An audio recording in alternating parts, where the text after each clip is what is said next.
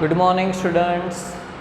So last lecture में हमने percentage composition दिखा था। आपको होमवर्क में भी बहुत सारे कंपाउंड्स के परसेंटेज कंपोजिशन फाइंड आउट करना भी दिया था, बराबर। आज का जो हमारा जो लेक्चर है वो बहुत ही इम्पोर्टेंट लेक्चर है एमसीक्यू एंड एग्जाम्पल्स के लिए। Empirical formula for molecular formula. Again topic is empirical formula for molecular formula. Actually ये जो टॉपिक है उसके लिए वर्ड समझना ज़रूरी है। चलो, मॉलिक्यूलर फार्मूला तो आप जानते हो, what is molecular formula. Okay, तो जो भी कंपाउंड है, जो भी मॉलिक्यूल है, उसके अंदर जितने भी एटम्स है वो सारे नंबर्स के साथ अगर हम लोग दिखाते हैं तो उसको हम मॉलिक्यूलर फार्मूला बोलते हैं। For example, molecular formula of water is H2O. molecular formula of sodium chloride is NaCl, बराबर। तो molecular formula shows the exact number of different types of atoms present in a molecule of a compound। and उसके साथ साथ देखते हैं कि empirical formula। so empirical formula represent the simplest whole number ratio of various atoms present in a compound। Again, empirical formula represents the simplest whole number ratio of various atoms present in a compound। इसको example के साथ समझते हैं, बराबर। For example,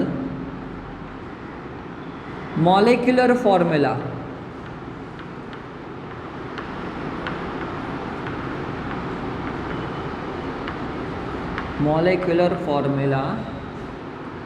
of glucose।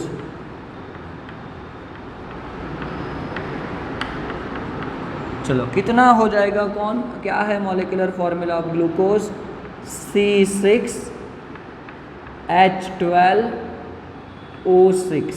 Molecular formula of glucose is C6H12O6। Okay, चलो, अगर मुझे इसमें से कुछ कॉमन निकालना है तो कॉमन क्या निकाल सकते हैं नंबर्स में से? अगर ये ले लो, कार्बन 6 है, हाइड्रोजन 12 है, ऑक्सीजन 6 है, तो मैं 6 कॉमन निकाल सकता हूँ, 6 कॉमन निकाल सकता हूँ, बराबर। और फिर ब्रैकेट में क्या लिख सकता हूँ? C1 H2 and O1। तो ये जो फॉर्मूला हुआ ना आपका, उसमें क्या किया है हमने? सिंपलेस्ट होल नंबर के साथ इसको रिप्रेजेंट किया है, कुछ कॉमन निकाल के, बराबर। तो ये वाला जो आपका फॉर्मूला हुआ ना, उसको हम क्या बोलेंगे? Empirical formula. उसको क्या बोलेंगे? Empirical formula.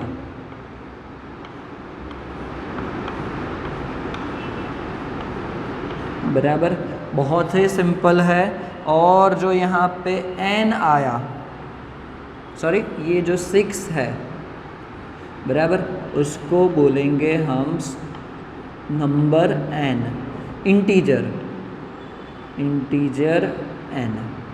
n बोलेंगे हम इसको, बराबर।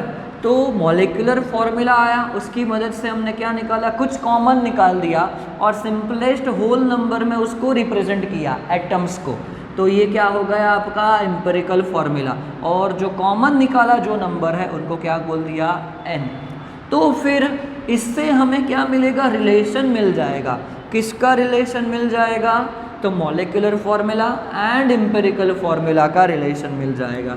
तो हम लोग ऐसा बोल सकते हैं कि मॉलिक्यूलर फार्मूला रिलेशन हम लोग ऐसा निकाल सकते हैं कि molecular formula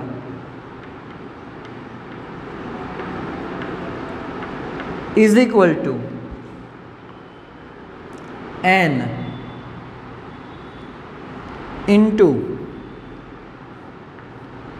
into empirical formula. Okay, तो ये रिलेशन आ गया molecular formula and empirical formula का। बराबर। तो बहुत ही इम्पॉर्टेंट ये रिलेशन है, आपको याद रखना है कि मॉलिक्यूलर फॉर्मूला बराबर और एम्पिरिकल फॉर्मूला उसका relation. Same way n find out कैसे करेंगे, यहाँ पे तो एन हमें मिल गया है, बट एन के लिए भी एक डिफरेंट फॉर्मूला है जो आपको याद रखना है कि n is equal to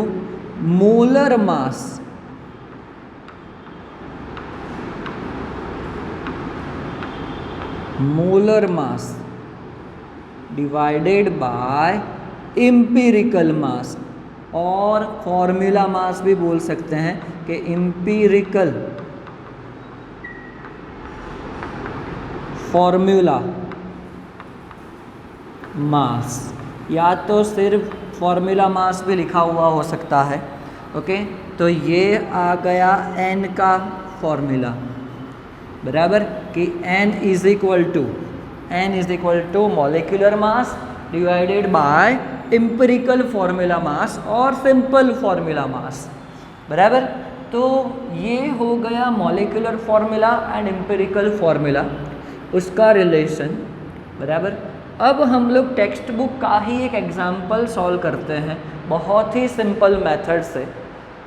okay, text book में आपको जो एग्जाम्पल दिया है इसके लिए बराबर वो हम लोग देखते हैं। तो उसके अंदर आपको बोला है बराबर अ कंपाउंड कंटेन्स 4.7% हाइड्रोजन। चलो वो हम लोग लिखते हैं यहाँ पे कि for example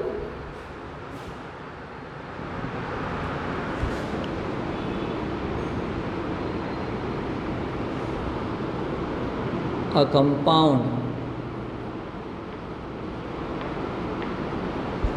contains 4.0% hydrogen.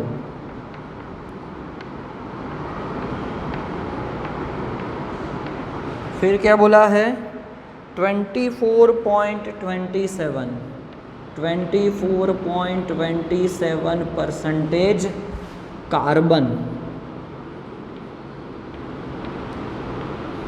And 71.65% chlorine. ये जो आपको परसेंटेज दिए हैं ना, ये परसेंटेज बाय मास आपको दिया है। सो एंड बोला है इट्स मोलर मास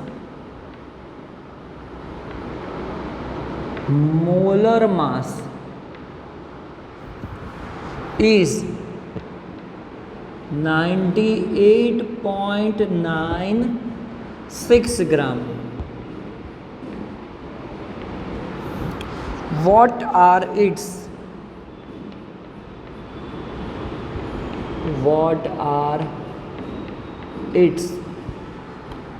empirical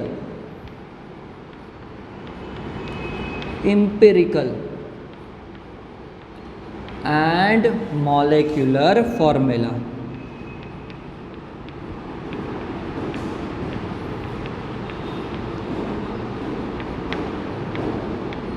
बराबर।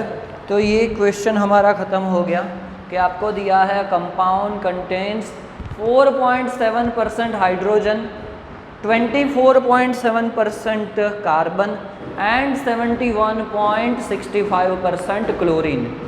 Its molar mass is 98.96 gram.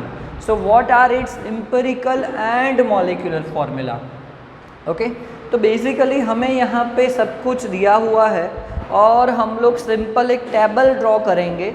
Okay, और एक सिंपल टेबल के थ्रू हम लोग फाइंड आउट करेंगे empirical formula and molecular formula. बहुत ही सिंपल टेबल है, आपको याद रखना है। इसके अंदर सबसे पहले हम लोग लिखेंगे एलिमेंट लिखेंगे, देन उसके परसेंटेज जो आपको दिए हैं वो। थर्ड कॉलम आएगा percentage divided by, sorry third column हम लोग लेंगे एटॉमिक मास का, बराबर। थर्ड कॉलम हम लोग लेंगे एटॉमिक मास।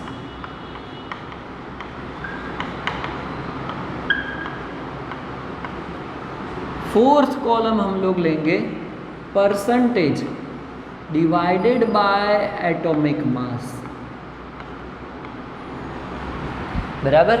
ये बहुत ही सिंपल टेबल हम लोग बनाएंगे। एलिमेंट्स लिखेंगे जो आपको दिए हैं, उसके परसेंटेज लिखेंगे, उसका एटॉमिक मास लिखेंगे, देन नेक्स्ट वन इज इसके ऊपर से ही जो परसेंटेज आया है उसके डिवाइडेड बाय उसके एटॉमिक मास करेंगे। उसके बाद आएगा सिंपल रेशियो, जो हम लोग उसके आगे की वैल्यू के ऊपर से ही करेंगे, एंड लास्ट आएगा होल नंबर।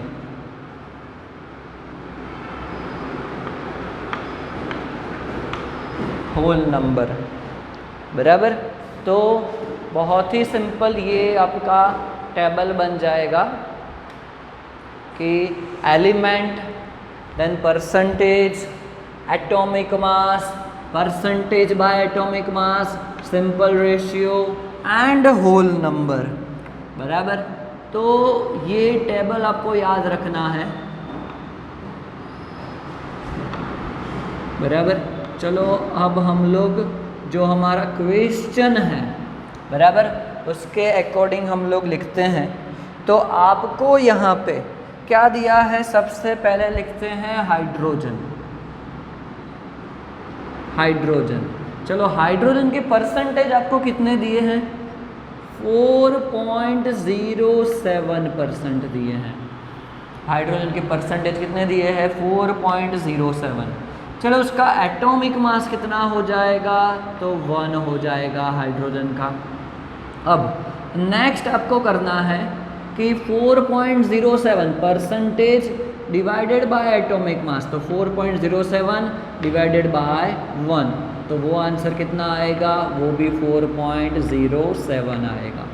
ओके, ये जो 4 कॉलम हैं वो आपको पहले ख़त्म करने होंगे, बराबर। सभी एटम जितने भी दिए हैं उन सभी के लिए। चलो नेक्स्ट देखते हैं, आपको दिया है कार्बन। चलो कार्बन ले लिया। कार्बन के कितने परसेंटेज दिए हैं, 24.27% आपको दिया है, बराबर। चलो उसका एटॉमिक मास कार्बन का कितना हो जाएगा, 12 हो जाएगा। चलो अगर आप 24 डिवाइडेड बाय 0.27 करते हैं तो उसका आंसर आएगा अराउंड 2.04 जितना, बराबर। क्या करना होगा आपको, 24 डिवाइडेड बाय 24.27 डिवाइडेड बाय 12 जो है परसेंटेज डिवाइडेड बाय एटॉमिक मास, तो उसका आंसर आएगा अराउंड 2.04 जितना। चलो नेक्स्ट आपको कौन सा दिया है, क्लोरीन। चलो क्लोरीन का परसेंटेज क्या है, 65।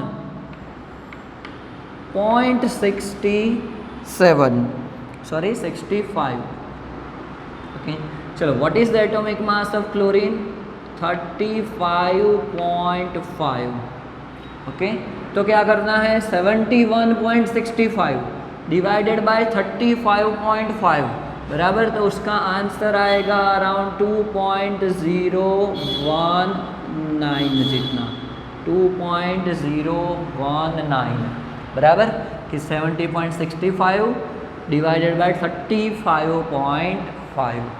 चलो ये कर लिया, सभी एटम्स ख़त्म हो गए परसेंटेज में जो हमें दिए थे। उसके बाद हम लोग सिंपल रेशियो लेंगे। सिंपल रेशियो में क्या करना है कि ये जो आपका परसेंटेज बाय एटॉमिक मास, ये जो 3 वैल्यू आई है, बराबर, इन तीनों में से जो भी सबसे छोटी वैल्यू है, जो भी सबसे छोटी वैल्यू है उसको क्या करेंगे, सभी को डिवाइड करेंगे, बराबर। कि फॉर एग्जांपल यहाँ पे लेते हैं तो 4.07 डिवाइडेड बाय हम लोग करेंगे, सबसे छोटी वैल्यू क्या है, ये है, तो 2.019 इससे हम लोग डिवाइड करेंगे। चलो 2.04 था, उसको किससे डिवाइड करेंगे? 2.019 से डिवाइड करेंगे। एंड लास्ट वन है उसको भी 2.019 डिवाइडेड बाय 2.019 करेंगे। बराबर, समझ में आया क्या करना है? इसके अंदर से जो भी सबसे छोटी वैल्यू है उससे हम लोग क्या करेंगे? सबको डिवाइड करेंगे। उससे क्या करेंगे? सबको डिवाइड करेंगे। तो हमने क्या किया? सबसे छोटी वैल्यू ये है 2.019, तो 4.07 divided by 2.019, 2.04 divided by 2.019, 2.019 divided by 2.019। चलो इसका आंसर तो कितना आ जाएगा? 1 आ जाएगा। इसका आंसर अराउंड क्या होगा? 2 होगा। सॉरी, इसका आंसर भी 1 ही होगा। बराबर, 1 पॉइंट समथिंग कुछ होगा। बराबर, वो आप कैलकुलेट कर सकते हो। इसका तो कम्प्लीटली 1 होगा और इसका आंसर क्या होगा? 2 पॉइंट समथिंग कुछ आएगा, 2 पॉइंट। ओके, चलो तो होल नंबर, चलो इसका होल नंबर क्या हो जाएगा? यहाँ पे 2 पॉइंट समथिंग होगा, उसका होल नंबर क्या हो जाएगा? तो 2 हो जाएगा। इसका 1 पॉइंट समथिंग होगा, उसका होल नंबर क्या हो जाएगा? 1 हो जाएगा। और ये तो 1 ही है, तो उसका होल नंबर क्या हो जाएगा? 1 हो जाएगा। तो हमारा ये टेबल कंप्लीट हो गया। जो होल नंबर है वो ही क्या करते हैं? एम्पिरिकल फॉर्मूला डिफाइन करते हैं। ओके, तो हम लोग यहाँ पे लिख सकते हैं इसकी मदद से कि एम्पिरिकल फॉर्मूला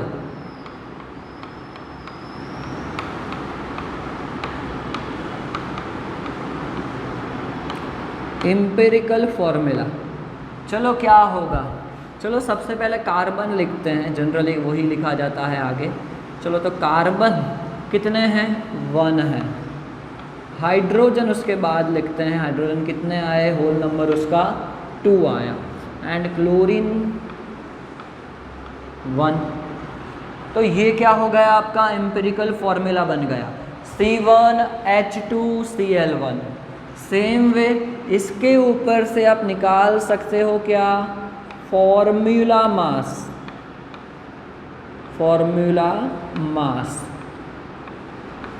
चलो कार्बन 1 है, क्या होता है एटॉमिक मास उसका?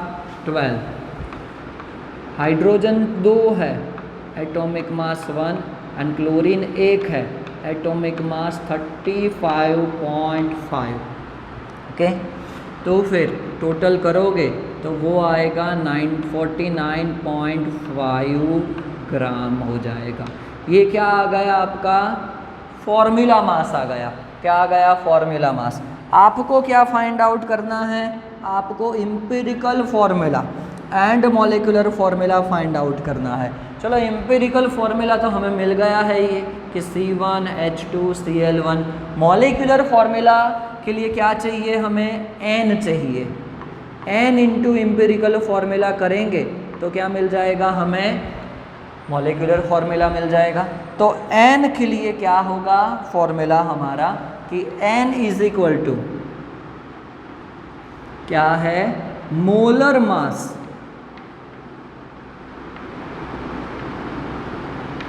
Divided by formula mass.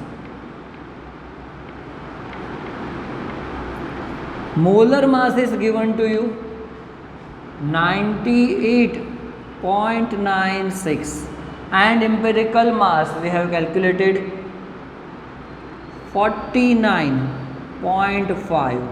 Okay, ये आंसर अराउंड 1.99 जितना आएगा। तो हम इसका होल नंबर अप्रोक्सीमेटली कितना? 2 ले सकते हैं। ओके, तो हमारे पास n की वैल्यू आ गई, कितनी है? 2 है। ओके, n की वैल्यू आ गई 2। चलो इसके बाद हम लोग फाइंड आउट कर सकते हैं मॉलिक्यूलर फॉर्मूला कि मॉलिक्यूलर फॉर्मूला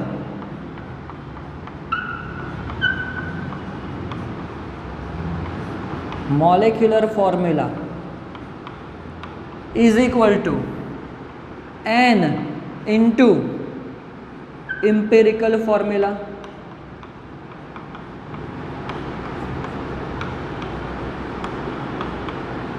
चलो हमारे पास n है, n कितना आया 2 into empirical formula C1H2Cl1, okay, ये आपका एम्पिरिकल फॉर्मूला हो गया। चलो 2 से उसको मल्टीप्लाई करते हैं तो C2H4Cl2, ये क्या हो गया आपका मॉलिक्यूलर फॉर्मूला हो गया, बराबर C2H4Cl2। तो हमने मॉलिक्यूलर फॉर्मूला भी फाइंड आउट किया, एम्पिरिकल फॉर्मूला भी फाइंड आउट किया। किससे? ये जो सिंपल आपका टेबल है, बराबर, ये टेबल आपको याद रखना है, ओके, कि element, percentage, atomic mass, percentage by atomic mass, simple ratio and whole number, बराबर। तो बेसिकली बहुत ही सिंपल एग्जांपल्स होते हैं इसके। आपको जनरली परसेंटेज बाय मास दिया होगा सबका, और एटॉमिक मास तो आपको पता ही होना चाहिए, और उसके हिसाब से आप empirical and molecular formula find out कर सकते हो, बराबर। तो इसके अंदर आपकी मिस्टेक होनी चाहिए नहीं, ओके। नेक्स्ट लेक्चर में हम लोग बहुत ही इम्पॉर्टेंट टॉपिक है हमारा स्टोकियोमेट्री, वो हम लोग पढ़ेंगे।